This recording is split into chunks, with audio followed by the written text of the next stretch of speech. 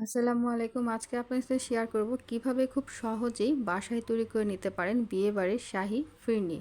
ফিরনি তো সবাই রান্না করতে পারেন, কিন্তু এইভাবে একবার রান্না করে দেখুন জিনিসটা কতটা মজার হয়ে থাকে।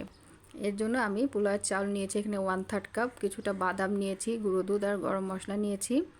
এখানে আরও কিছু জিনিস লাগছে, সেটা হলো বাদামের পেস্ট, কর্নডেন্স মিল্ক, ঘি, চিনি, কিছু কাজু বাদাম ও গুঁড়ো দুধ। এই সবগুলোকে এখন আমরা একপাশে রেখে 1 লিটার দুধ জাল করে তার মধ্যে দারচিনি, এলাচি ও সামান্য লবণ দিয়ে দুধটাকে জাল করে জাস্ট 1 কাপ পরিমাণ কমিয়ে নিব। এর চেয়ে বেশি কমানোর কোনো প্রয়োজন নেই। এখন এর মধ্যে দিয়ে দিব সেই গুঁড়ো করা পোলাওয়ের চালগুলোকে। এখন এই ফিরনিটা রান্না করার জন্য এই দুধের মধ্যে পোলাওয়ের চালগুলোকে অনবরত নাড়তে হবে, নয়তো নিচে লেগে যেতে পারে।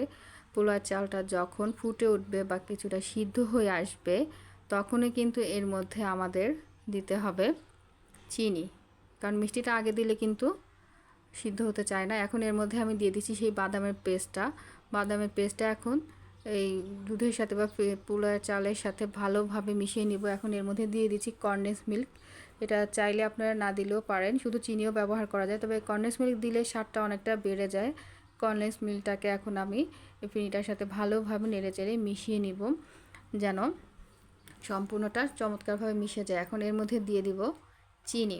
এখানে আমি 1/3 কাপ পরিমাণ চিনি ব্যবহার করছি। আপনারা চাইলে এর চেয়ে বেশি বা কমও দিতে পারেন, মিষ্টিটা যার যার স্বাদের উপর ডিপেন্ড করে।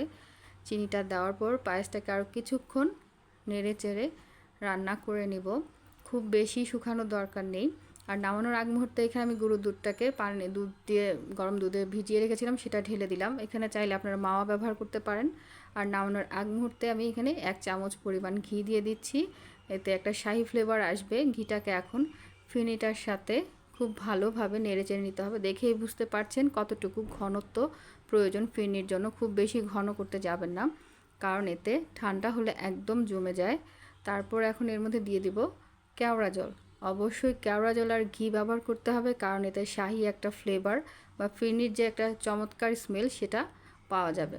এই সবগুলোকে খুব ভালোভাবে নেড়ে চেড়ে জাস্ট 5 মিনিটের মতো আরও কিছুক্ষণ ফিরনিটাকে জাল করে ফেলব। তারপর ঠান্ডা করে পাত্রে সেট করে নেব। আমি এখানে মাটির পাত্রে সেট করেছি আর সুন্দর করে কাজু বাদাম দিয়ে ডেকোরেশন করে নিয়েছি। আর এটাকে এখন ফ্রিজে রেখে দেব প্রায় 2 থেকে 3 ঘন্টার জন্য, কারণ ফিরনিটা ঠান্ডা ঠান্ডা খেতেই আসলে বেশি পছন্দ করে সবাই। এই যে দেখুন, ফ্রিজ থেকে নাও